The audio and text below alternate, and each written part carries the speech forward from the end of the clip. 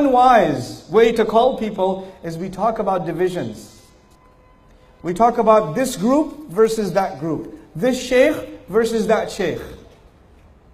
You know, this school of thought versus that school of thought. You said this, but that sheikh said that. You want to have a battle? You know? And then there are people who say they talk about Islam, but the only thing they talk about is how wrong the other guy is. They will have YouTube channels, Facebook pages, blogs. These people put a lot of effort into studying the mistakes of someone else. Get a life, dude. But anyway, that's what they do. They study, and they say, in this video, in minute number 87, dude, you listen for 87 minutes to wait for a mistake? That's amazing. I am impressed with the level of attention span you have. This brother said this, and astaghfirullah al-azim, this is why this brother is a fitna, and he is calling people to the hellfire, and da da da da. And here's my blog to save the ummah from this guy. Does this sound familiar to you? People will benefit from someone, you'll be benefiting. I don't have to name any names. I don't care. I don't care. And this is not even about myself, because I honestly don't care. I really don't care. I read some of the comments under YouTube videos for entertainment. That's what I do. Yeah, you know, but he's got this mistake. Or some people say that he's deviant. Or some people say that he's not a good scholar. Or some people... Have you heard these conversations? Where do you get this some people business from? As we have this not the sunnah of Rasulullah sallallahu alaihi wasallam. There's the sunnah of the Muslim community now. Anybody who will benefit people, you have to find something wrong with them. And let me guarantee you, I or anybody else who ever grabs a mic, there is something wrong with us because we're human beings. So if you're going to look for a mistake, I will guarantee you will find it. Guaranteed, you will find mistakes because we're human beings. And if yours, he made a mistake. Well, yeah, he's a human being. You didn't accomplish anything.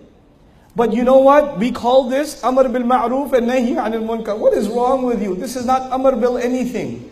This is you have too much free time on your hands and you don't know how to do something positive. Do something good. Instead of doing research on the mistakes of someone, why don't you go help your mother cook? Why don't you clean your house? Have you ever smelled your socks? Go wash those instead. You know? Do something else with your life. Don't do this. You're not serving anything. That's the first kind of unwise conversation. And it takes so much energy away from the Muslims. So much of their energy is just spent on this rad of this one versus that one and that one versus this one. Come on, you know.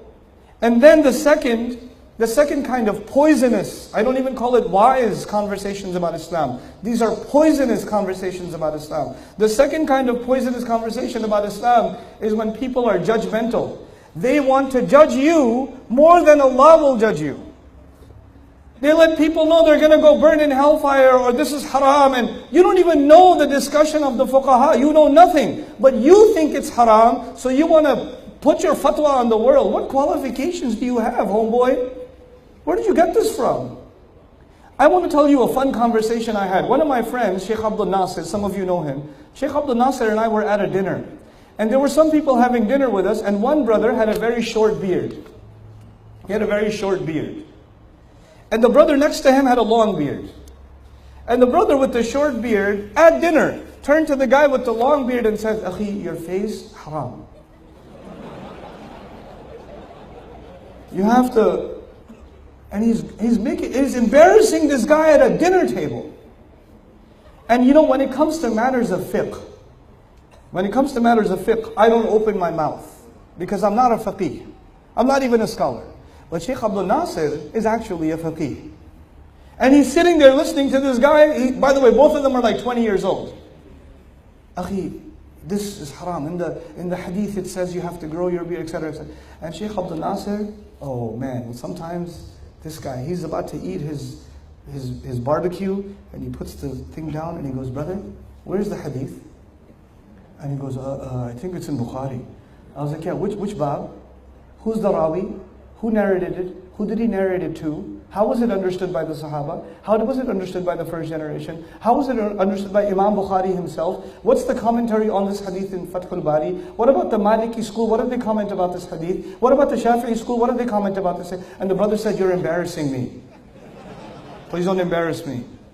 And he said, "Yes, I'm embarrassing you because you're embarrassing him. You don't know, but you like to take things and just either make them halal or make them haram. You don't have the qualifications." There is a lot of conversation that goes into, before you say Allah forbade something, you have to be very careful. There's not a small thing. Tilka hududullah. This is the hudud of Allah. You don't just get to drop haram, haram. You don't get to do that. And you don't get to decide who's going to burn in hellfire and who's guided and who's misguided. The ayah that I'm reading to you today, towards the end, when we get to the end of the ayah, إِنَّ رَبَّكَ هُوَ أَعْلَمُ بِمَنْ ضَلَّ عَنْ سَبِيلِهِ. Your Rabb, He knows who's misguided, not you. You don't get to decide that. But we love to judge people very quickly. As a matter of fact, we are so good at judging people, we judge people as soon as they walk into the masjid. We look at them, oh, short beard. We look at it, check the pants. Oh, yeah. So quick. We send people to nar. Most people we send to, this is a horrible, horrible thing to do. Horrible thing to do. Judging people through Islam. The only one to judge is Allah subhanahu wa ta'ala. Our job is not to judge. Our position is not to judge. Then